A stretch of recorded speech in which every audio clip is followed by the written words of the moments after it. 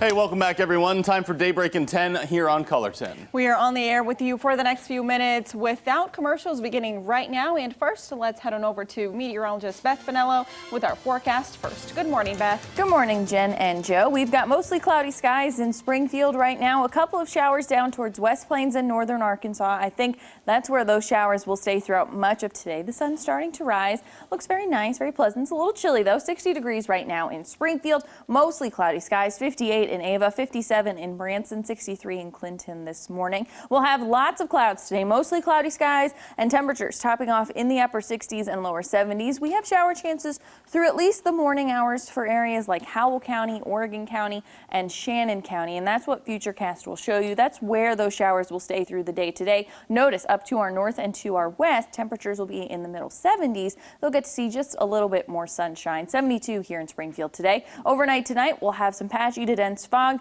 That might impact your morning commute tomorrow. Temperatures in the 50s and then plenty of sunshine as we head through the afternoon tomorrow. And we get to keep the sunshine as we head into this weekend.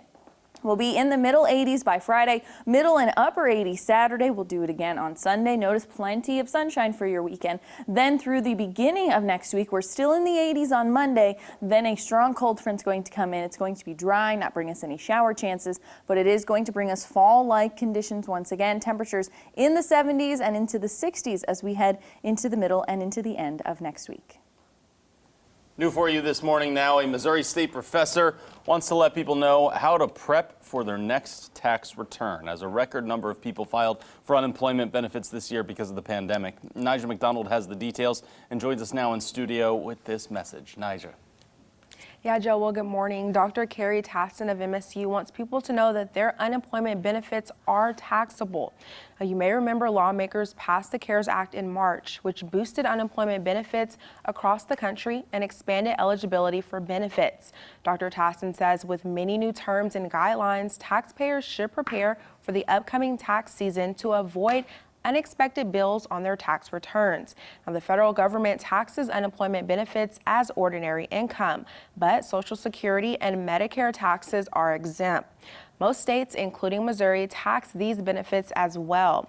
Now, Tassin noted that the stimulus checks awarded earlier this year will not be taxed. However, the additional $600 per week in coronavirus relief some received will be.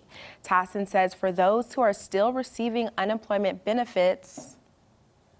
For the unemployment benefits, if taxpayers wish, if they are still receiving those benefits, they can go to their state unemployment office and they can file a Form W-4V and request withholding, income tax withholding from those benefits.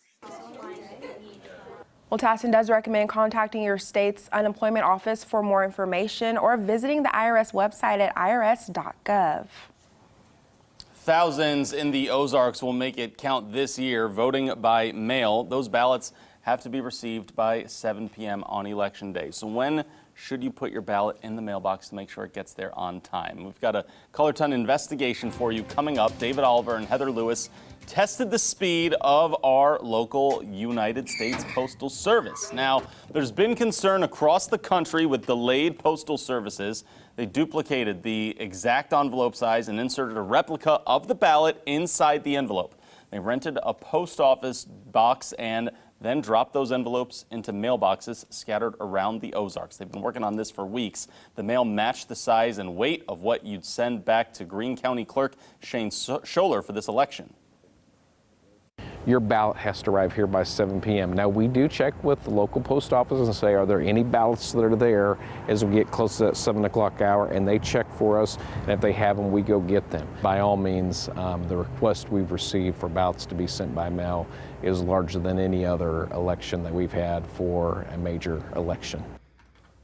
So tonight on Color 10, learn the results of the investigation into our local mail delivery services. You'll also hear from Shane Scholler about when he recommends mailing your ballot for this election. That is going to be on Color 10 again tonight at 10 o'clock.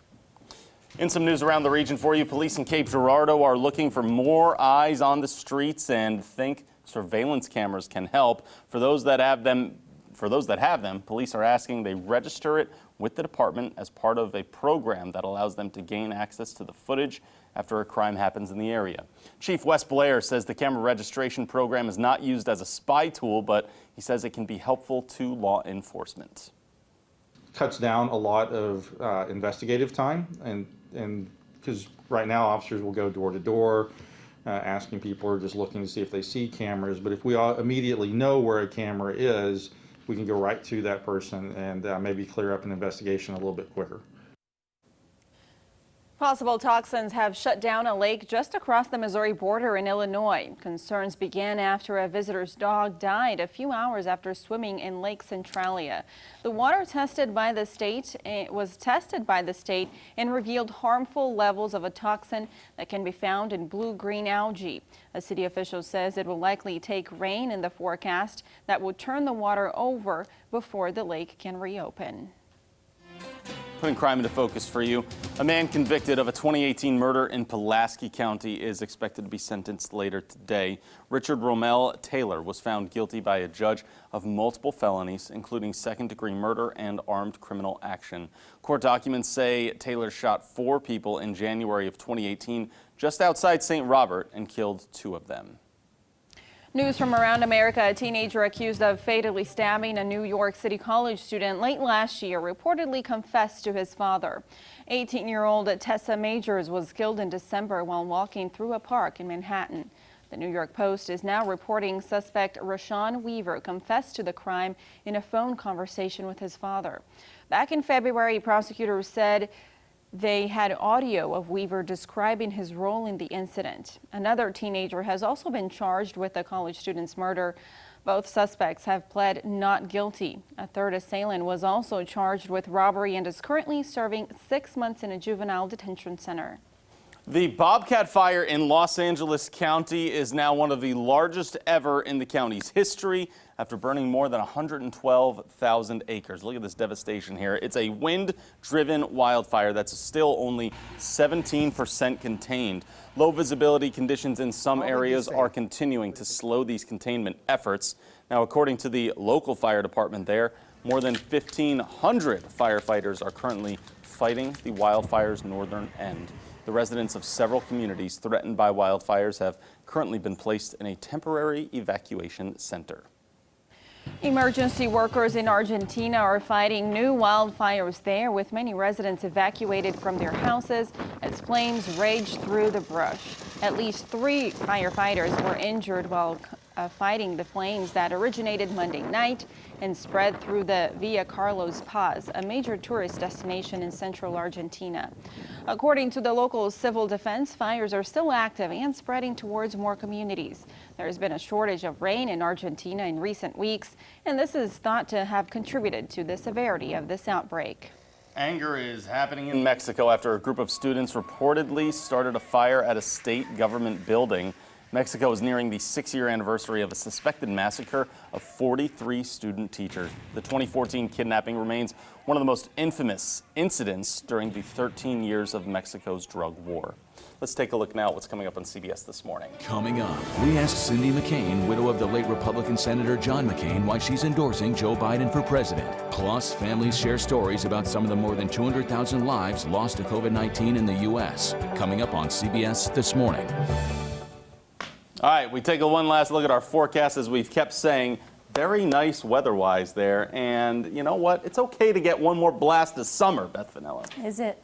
It is. Is it? Beth is not so sure that it is. Yes, I'll let it happen. We'll be in the 70s today. We'll be near 80 tomorrow. Back in the middle 80s Friday, Saturday, and again Sunday. Plenty of sunshine. We'll be in the 80s one more day on Monday, and then a stronger cold front's going to come in Monday into Tuesday. That's going to bring more fall-like conditions, and then temperatures will gradually drop back, I think, into the upper 60s by the middle of next week. Something, of course, that we'll keep an eye on. Ooh. See, Beth, let summer lovers have one last week because you had all summer to enjoy the summer. This is the sweet spot. It's not overbearing heat, you know what I'm saying? Guess this is great. so. All right, Yeah, everyone. it's true. Thanks for starting your morning off with us here on Daybreak. Don't forget about Ozarks Fox AM kicking off on Ozarks Fox in just a few minutes, everyone. Thanks for watching.